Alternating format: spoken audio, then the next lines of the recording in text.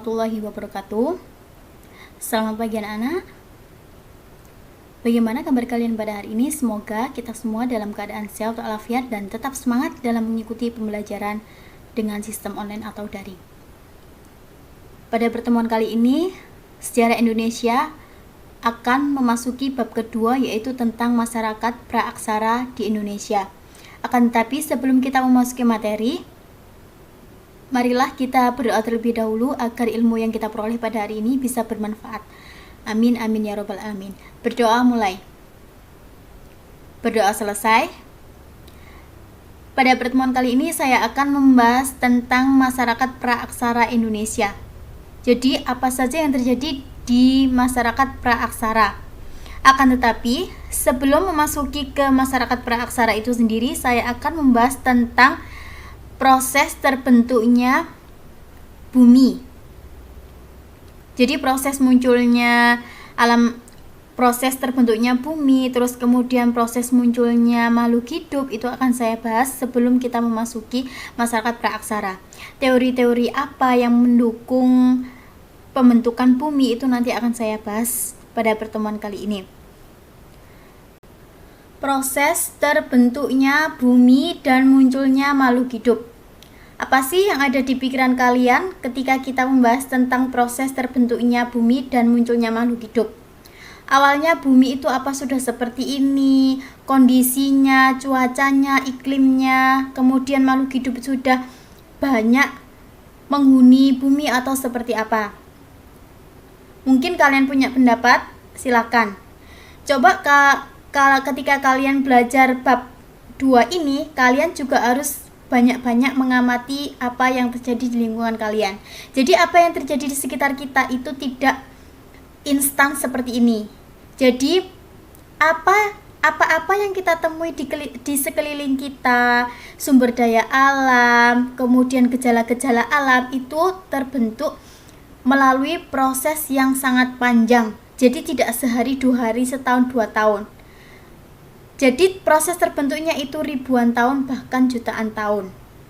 Ya, untuk teori-teori proses terbentuknya bumi akan saya bahas di slide berikutnya. Teori pembentukan alam semesta. Jadi terbentuknya alam semesta itu didukung oleh beberapa teori. Di sini nanti saya akan bahas 4 teori, yaitu teori nebula, kemudian teori Big Bang atau ledakan besar, kemudian teori bintang kembar, terus kemudian teori planetesimal. Yang pertama akan saya bahas adalah teori nebula. Teori nebula itu dikemukakan oleh Immanuel Kant atau Pierre de Laplace. Alam semesta terdapat gas yang berkumpul menjadi kabut nebula. Jadi kenapa disebut dengan teori nebula? Karena gas atau kabut yang berkumpul itu disebut dengan kabut nebula. Gaya tarik-menarik antar gas membentuk kumpulan kabut yang sangat besar dan berputar semakin cepat. Jadi ada satu kabut kemudian berputar cepat. Nah, dalam proses perputaran ini kemudian mengakibatkan materi yang ada di kabut ini itu kemudian terlempar dan berpisah. Kemudian dari kabut yang terpisah dan terlempar itu akan memadat karena terjadi pendinginan. Kemudian dari kabut-kabut yang memisahkan diri itu akan membentuk planet-planet termasuk bumi yang menjadi tempat kita untuk berpijak.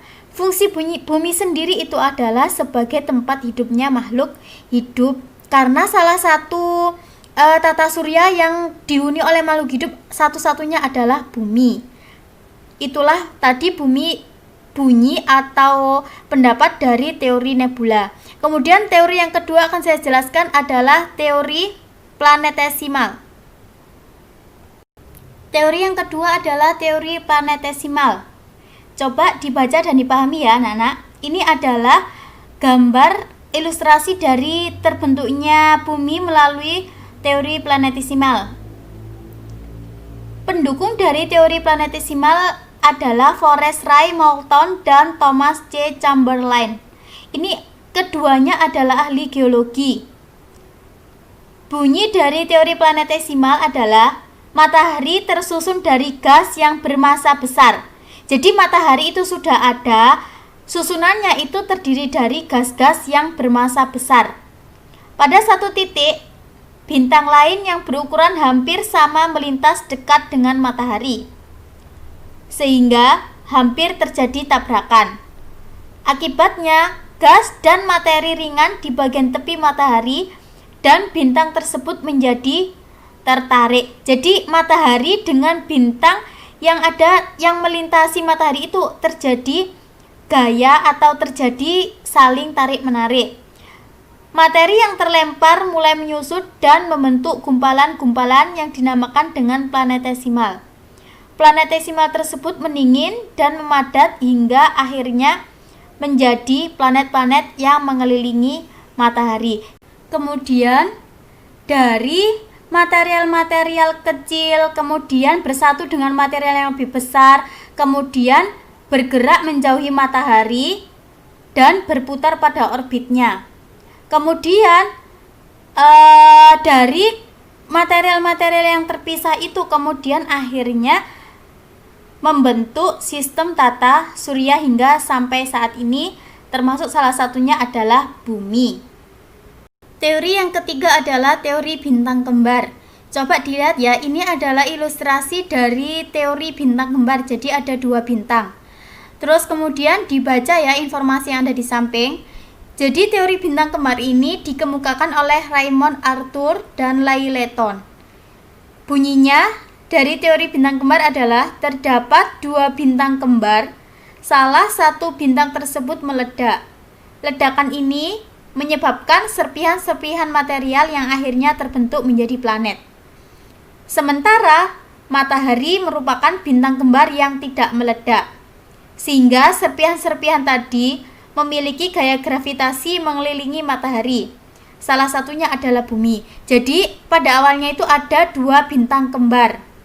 Kemudian karena tertabrak oleh planet atau meteor yang besarnya itu lebih besar dari bintang yang meledak, akhirnya kemudian ledakan itu menghasilkan serpihan-serpihan yang kemudian serpihan-serpihan itu mengelilingi matahari karena mempunyai gaya gravitasi bumi.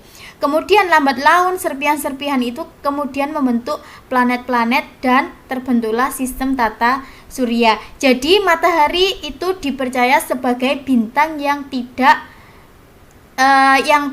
pecah. Jadi bintang yang tetap bertahan. Jadi seperti itu ya anak-anak teori bintang kembar yang dikemukakan oleh Raymond Arthur dan Leigh Letton. Teori yang keempat adalah teori ledakan besar atau yang biasanya dikenal dengan Big Bang Theory. Jadi teori ini dikemukakan oleh Abbe Georges Lemaitre. Coba dibaca dan dipahami anak-anak. Jagat raya berawal dari adanya satu massa yang sangat besar, disebut dengan Big Bang. Dari ledakan ini kemudian menghasilkan energi dalam jumlah yang sangat besar. Jadi setelah terjadi ledakan yang sangat besar atau yang disebut dengan Big Bang, itu terus kemudian menghasilkan energi dalam jumlah yang sangat besar. Kemudian dari energi yang dihasilkan itu di alam semesta nantinya akan membentuk seluruh materi pembangun di alam semesta. Jadi semua susunan tata surya atau sistem tata surya itu terbentuk dari hasil ledakan besar tersebut. Jadi ledakannya itu terjadi sekitar 15 miliar tahun yang lalu. Jadi gumpalan bola api tersebut yang kemudian meledak itu memuntahkan isi-isinya. Jadi isi-isinya yang terpental itu nanti akan membentuk sistem tata surya yang terdiri dari planet-planet, termasuk salah satunya adalah bumi.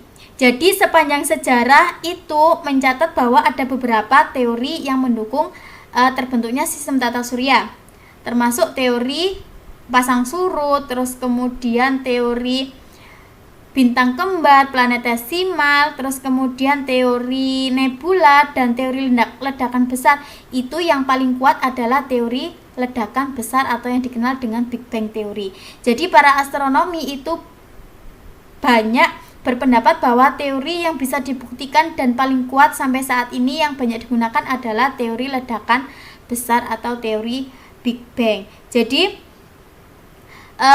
penetapan teori ledakan besar ini sebagai teori yang sampai saat ini digunakan itu tentu juga melalui proses penelitian yang sangat panjang dan bukti-bukti yang masuk akal serta bersifat ilmiah sebagai ilmu pengetahuan. Setelah kita tadi belajar tentang teori-teori terbentuknya alam semesta, sekarang kita akan mempelajari tentang periodisasi terbentuknya bumi. Jadi setelah alam semesta tersusun, sistem tata surya tersusun, terus kemudian ada proses terbentuknya bumi hingga sampai saat ini. Jadi masa-masa pembentukan bumi yang pertama adalah masa Arkaikum. Kemudian yang kedua adalah masa Paleozoikum. Kemudian yang ketiga adalah masa Mesozoikum. Terus kemudian yang keempat adalah masa Neozoikum. Masa Neozoikum sendiri itu dibagi menjadi dua, yakni zaman tersier dan zaman kuarter. Selanjutnya, apa yang dimaksud dengan masa Arkaikum, Paleozoikum, Mesozoikum, Neozoikum akan saya bahas di slide berikutnya. Yang pertama adalah masa Arkaikum. Coba anak-anak ya dibaca dan dipahami. Bumi masih seperti bola panas dengan suhu yang sangat tinggi, sehingga tidak ada kehidupan. Masa Arkaikum ini berlangsung sekitar 2, miliar tahun yang lalu atau yang lampau. Jadi masa Arkaikum itu juga disebut sebagai masa yang paling tua. Diperkirakan sekitar 2,5 miliar tahun yang lalu. Jadi pada saat ini itu keadaan bumi masih labil. Jadi keadaan permukaannya itu seperti gumpalan bola gas. Dan kulit bumi itu masih sangat panas, belum terbentuk seperti saat ini. Jadi pada masa ini itu tidak ada tanda-tanda kehidupan karena memang temperatur bumi pada saat itu memang masih sangat tinggi. Jadi tidak mungkin ada kehidupan atau makhluk hidup yang di bumi. Kemudian masa yang kedua adalah masa Paleozoikum. Jadi pada masa ini suhu bumi sudah mulai turun. Jadi tidak sepanas pada masa Arkaikum. Terus kemudian tetapi belum stabil dan berubah-ubah. Sudah terjadi curah hujan yang cukup tinggi, sehingga memungkinkan munculnya kehidupan di bumi. Masa ini berlangsung sekitar 500 sampai 245 juta tahun yang lalu. Jadi pada masa ini itu kondisi bumi sudah lebih stabil jika dibandingkan masa Arkaikum. Kemudian pada masa ini itu juga sudah ada tanda-tanda kehidupan berupa makhluk bersel satu atau yang dikenal dengan nama mikroorganisme. Jadi hewan-hewan yang muncul pada masa ini itu ada ini ya, coba dilihat gambar Cephalapis atau ikan tanpa tulang. Terus kemudian fosil Trilobita. Jadi ini adalah hewan-hewan yang muncul pada masa Paleozoikum. Paleozoikum itu juga disebut dengan zaman primer atau kehidupan pertama. Jadi gejala-gejala muncul kehidupan itu muncul pada masa Paleozoikum atau yang disebut dengan zaman primer atau zaman pertama. Kemudian yang ketiga adalah masa Mesozoikum. Masa Mesozoikum itu dikenal juga dengan zaman sekunder atau kehidupan kedua. Jadi kalau Paleozoikum itu dikenal sebagai masa atau zaman primer kehidupan pertama, kalau Mesozoikum dikenal sebagai kehidupan kedua atau sekunder. Ciri-cirinya adalah suhu bumi sudah semakin stabil. Kemudian flora dan fauna sudah mulai muncul di bumi. Hewan raksasa yang dikenal dengan nama dinosaurus juga muncul pada masa Mesozoikum. Jenis makhluk hidup yang muncul pada masa ini adalah amfibi, mamalia, dan reptil yang berlangsung sekitar 245 sampai 65 juta tahun yang lalu. Jadi ini adalah reptil-reptil yang muncul pada masa Mesozoikum, termasuk dinosaurus. Kemudian ini adalah gajah purba, hewan yang juga muncul pada masa Mesozoikum. Kemudian hewan-hewan ini punah sekitar 65 juta tahun yang lalu. Kepunahan hewan-hewan besar ini itu dikarenakan adanya meteorit yang jatuh ke bumi sehingga bumi diliputi oleh debu yang sangat banyak. Itu ya anak-anak. Terus kemudian karena pada masa ini hidup reptil yang sangat banyak, masa Mesozoikum juga dikenal sebagai zaman reptil. Yang menjadi penguasa pada saat itu adalah dinosaurus. Kemudian pada akhir masa ini itu muncul hewan yang disebut dengan mamalia atau jenisnya jenis mamalia. Yang keempat adalah masa Neozoikum atau zaman baru. Jadi masa ini berlangsung sekitar 60 juta tahun yang lalu. Periode ini merupakan periode yang luar biasa. Karena apa? Karena pada masa Neozoikum itu hewan-hewan yang berukuran besar sudah mulai berkurang, dan kemudian di permukaan bumi itu semakin beragam kehidupan dengan munculnya berbagai macam makhluk hidup. Jadi baik hewan ataupun tumbuhan itu sudah mulai muncul pada masa Neozoikum. Karena pada masa ini kondisi permukaan bumi itu sudah relatif stabil sehingga memungkinkan makhluk hidup untuk hidup pada masa Neozoikum. Kemudian zaman Neozoikum itu terbagi menjadi dua. Yang pertama adalah zaman tersier, berlangsung sekitar 60 juta tahun yang lalu. Pada zaman ini muncul jenis primata seperti kera. Kemudian zaman kuarter. Zaman kuarter itu dibagi menjadi dua, yaitu kala Pleistosin dan kala Holosin.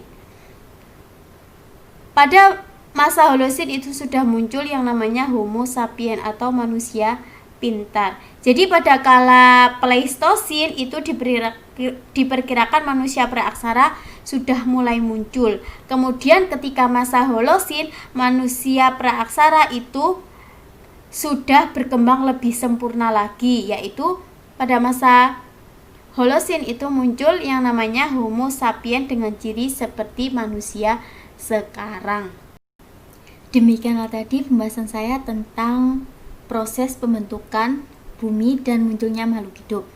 Jika ada pertanyaan, silakan ditanyakan ke nomor saya, bisa juga melalui email, Instagram, atau Facebook saya. Terima kasih sebelumnya. Semoga ilmu yang saya berikan pada hari ini bisa bermanfaat. Saya ucapkan terima kasih. Wassalamualaikum warahmatullahi wabarakatuh.